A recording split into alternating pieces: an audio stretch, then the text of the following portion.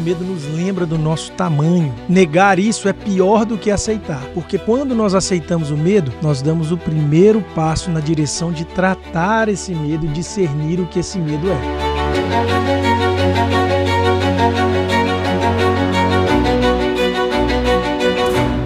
Olá, bem-vindo a mais um Extraordinário. Hoje, especificamente, vamos falar sobre o medo. Mais do que falar sobre o medo, eu quero te ensinar como transformar o seu medo em seu aliado. Como fazer do seu medo um mapa para a resolução dos seus problemas. Aqui eu preciso simplesmente recapitular o que a gente fez. A gente fez uma definição a partir da visão bíblica e aristotélica do significado do medo. E aí a gente chegou à conclusão que o medo não é um problema em si, que o medo é uma paixão. Ela nos afeta. A grande questão é como o medo está impactando a nossa vida, ou melhor dizendo, como nós lidamos com o medo. A questão não é ter medo, mas a questão é como nós agimos apesar do medo. E aí a gente viu que a coragem, num certo sentido, ela só existe porque o medo é um fato. Se não existisse o medo, você não precisaria da coragem. Então, vamos lembrar aqui, para a gente transformar o medo que você sente em um mapa para a construção do seu amadurecimento e da resolução dos seus problemas, você vai precisar, em primeiro lugar, obedecer à realidade. E o que significa obedecer à realidade aqui? A gente falou na última aula um pouquinho sobre a ideia do temor do Senhor, né? O temor do Senhor é o princípio da sabedoria. Ora, o temor do Senhor pode ser expresso de forma específica nos preceitos das Escrituras, ou seja, a revelação específica de Deus, e você tem uma revelação geral, que é a própria revelação da natureza. Então, por exemplo, quando você está diante de um precipício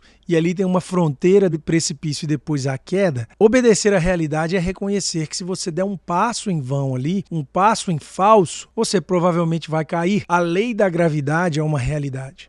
Então, quando a gente fala aqui que o primeiro passo para transformar o seu medo em um aliado é você reconhecer os limites da realidade. Então, assim, você não pode fazer tudo o que quiser, não vai conseguir realizar todas as coisas, existem limites para a sua realização, existem questões relacionadas à sua idade, à sua localidade, à sua constituição física, às pessoas que você conhece, à classe que você ocupa. Algumas coisas não são necessariamente um problema reconhecê-las.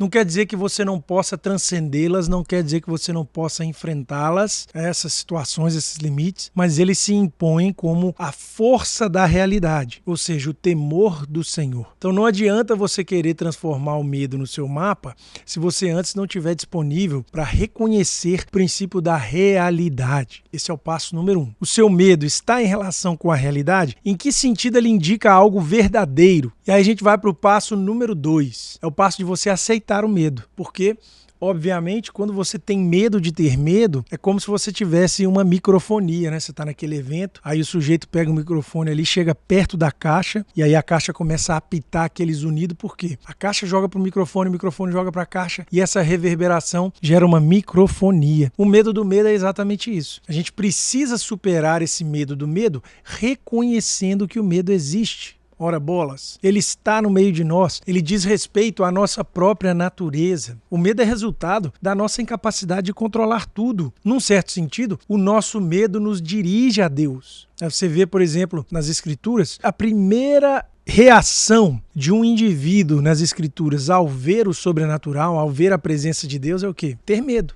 Isso é bom, porque o medo nos lembra do nosso tamanho. Quando a gente nega o medo, a gente está querendo trazer para nós mesmos uma condição que não é nossa. Aí nas próprias Escrituras, quando as pessoas se sentem amedrontadas pela presença gloriosa do divino, você tem um anjo ou Deus dizendo que não tenha medo. Então veja, tudo bem, podemos superar o medo, mas antes existe um fato. A presença gloriosa de Deus está ali e isso nos impacta. Então podemos estender isso para qualquer outra área da vida. Existe um fato, algumas coisas nos amedrontam, isso é verdade. A limitação da vida, o bem-estar de alguém da família, a questão de suprir as nossas necessidades por meio de um emprego. A gente tem medo, isso faz parte de quem nós somos. Negar isso é pior do que aceitar, porque quando nós aceitamos o medo, nós damos o primeiro passo na direção de tratar esse medo e discernir o que esse medo é. E aí então a gente vai para o terceiro passo, passo 3. Depois de obedecer à realidade, aceitar o medo, você vai discernir com Deus. Esse aqui é um processo muito importante em que você vai procurar diferenciar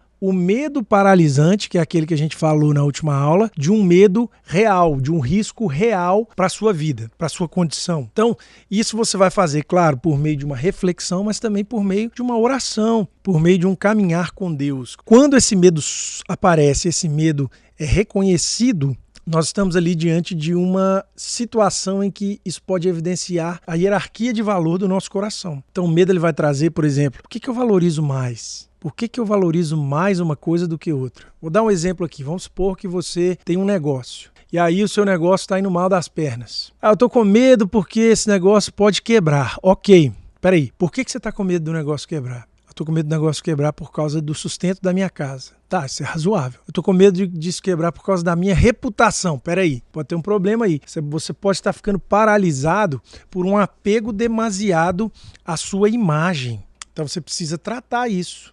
Existe um risco de que você quebre?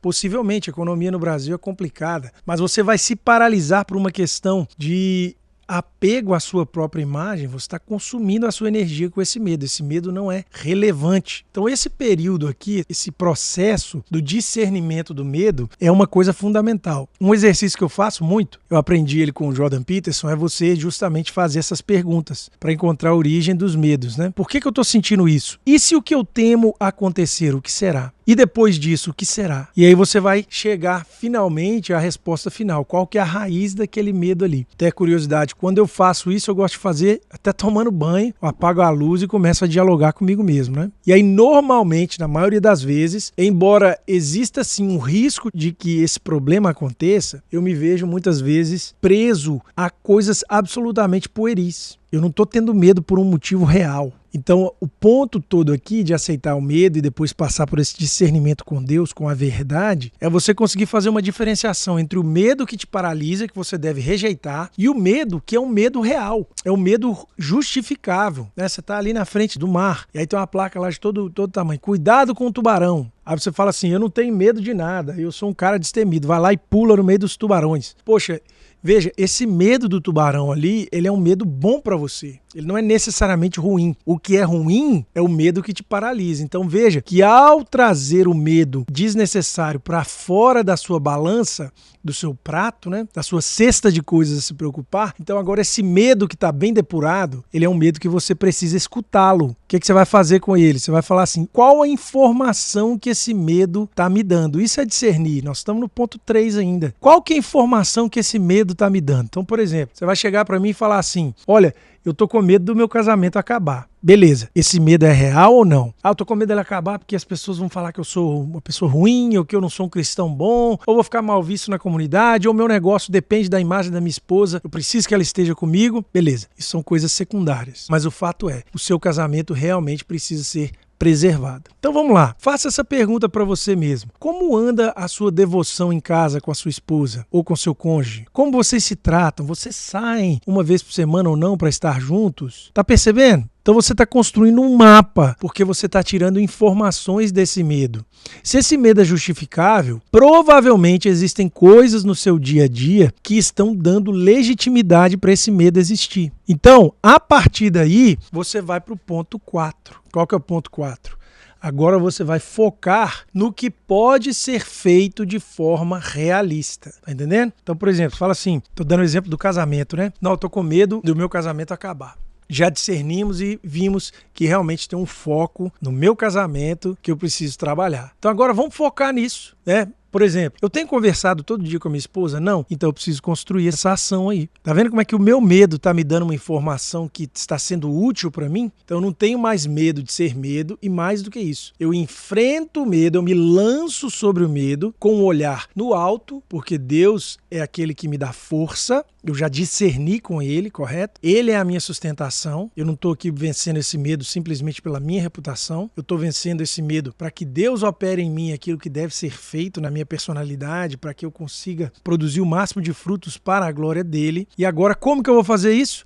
Eu vou focar no que eu posso realizar. Então o que eu posso realizar? Vai lá, no caso aqui do casamento, eu posso sair uma vez por semana com a minha esposa, ter um date com ela? Talvez essa questão seja com os filhos. Estou com medo dos meus filhos se desviarem. Como é que está o devocional com eles? Como é que está a conexão familiar? Não está boa. Então pega aqui esse medo, essa informação que o medo está te dando. Vamos construir um mapa de ação. Vou sair com os filhos pelo menos uma vez por semana. Eu quero ter um tempo de leitura com eles. Eu quero me abrir mais com eles. Eu quero ouvir mais deles. Então talvez eu preciso parar de ser aquele pai que fica ali toda hora julgando eles ou aquela mãe que está sempre confrontando eles. Eu preciso de ter mais informação deles. Então preciso aceitá-los mais como eles são. E de repente, aquilo que era um medo agora já te deu um mapa para você começar a agir. Tá vendo como é que isso é poderoso? Isso é transformador. Você estava numa situação lá atrás de escravidão do medo e agora você transformou o medo em seu empregado. Vamos dizer assim, o medo agora é seu assistente. Porque ele vai te dar a informação. Se você discernir esse medo com Deus, ele vai dar uma informação para você vencê-lo e resolver problemas reais. Então a gente vai focar no que pode ser feito de forma realista. Porque também tem muita gente que fala assim,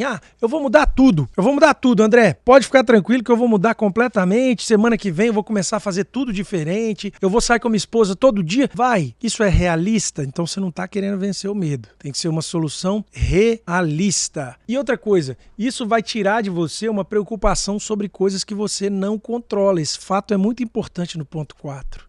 Mas eu tô com medo de uma pandemia acontecer de novo. Peraí, vamos lá. Você controla o surgimento de uma pandemia? Não. O que você controla? Eu posso fazer um fluxo de caixa maior na minha empresa. Então vai lá e faz o caixa. Você controla. Eu posso que a minha esposa pode passar mal. Você não controla isso. Mas o que você controla? Vou fazer um seguro de vida. Tá percebendo? O foco é na coisa que você controla. Como diz a avó, né? O que não tem remédio, remediado está. Então você vai pensar dessa forma. O que não tem remédio já está remediado. Não vai adiantar você perder a sua energia com isso. Que é justamente perder energia com esse tipo de pensamento que vai te transformar numa pessoa paralisada pelo medo. Então já falamos. Obedeça à realidade, aceite o medo, faça um discernimento desse medo com Deus. 4. Foque no que pode ser feito. E aí vem o 5, coloque-se na presença de Deus. E aqui, o que eu estou querendo dizer com isso? Você vai precisar exercitar a oração nesse processo. Você lembra que você discerniu com Deus lá qual que é de fato o medo que você estava sentindo? Então, na medida que você vai parar de perder energia com o que você não pode, mas esse pensamento vai estar lá, André. Eu vou estar com medo, essa ansiedade vai estar lá. Então, tem alguma coisa que você pode fazer com as coisas que você não controla. Você vai colocar-se na presença de Deus com elas. Eu não estou dizendo que você não tem que colocar na presença de Deus as coisas que você pode fazer, mas especificamente as coisas que você não controla, você vai colocá-la diante de Deus. Porque você não controla. E aí você vai fazer com que a sua oração se transforme em um ato, vamos dizer assim, proativo de submissão a Deus e reconhecimento de que você não controla todas as coisas. Mas eu quero ser uma mãe perfeita para o meu filho ser bem criado e continuar na igreja e tal. Tudo bem, você tem que ser uma mãe boa, um pai bom. Mas veja, você não controla se o seu filho vai se render a Jesus ou não. Então, peraí, deixa eu colocar isso diante de Deus em oração. A oração é uma ação na presença de Deus, mas reconhecendo que você não pode todas as coisas. Isso vai te dar paz, isso vai te dar tranquilidade, serenidade. E é disso que a gente está falando. Então, falamos do ponto 5, aí nós vamos para o 6. O 6 é o seguinte, é o seu plano de ação. No 6, você vai fazer um passo de cada vez. Aqui você tem que fazer uma hierarquia de ações. Como que você faz isso? Lembra lá que você já discerniu? Você discerniu o que é o medo. Então você ficou só com o medo que tem uma plausibilidade na realidade. Aí você olhou para o que você pode fazer. Agora você vai ordenar esses passos e fazê-los concatenadamente. Por exemplo, dá um exemplo aqui de finanças, né? Vamos supor que você está devendo um tanto de gente aí. Estou devendo um tanto de gente. Beleza. Como é que você vai lidar com isso? Você vai conseguir pagar todas as contas de uma vez só? Não. Então o que você vai dizer? Por exemplo, o Dave Ramsey, que fala muito sobre economia, ele dá essa dica, né? Ele fala assim, olha, você vai pagar o mínimo em todas e vai pagar o máximo que puder da menor conta possível. Por quê? Porque ao pagar a menor conta possível, você vai ter uma motivação, vai ter um impulso cerebral, um significado ali de recompensa e você vai ver, dá certo. De modo que se você focar demais na conta maior, você vai demorar anos para pagar e não vai resolver o problema. Então veja, nesse caso específico aqui, eu fiz um passo de cada vez de forma hierárquica. Então, para eu vencer o medo, eu tenho que transformar o que eu não controlo em oração, mas o que eu controlo em uma ordem lógica de ações que progridem para a solução do problema. Você não vai resolver o casamento sem resolver a sua semana como casal. Você não vai resolver o seu emprego se você não resolver ali como que é a produtividade do seu dia.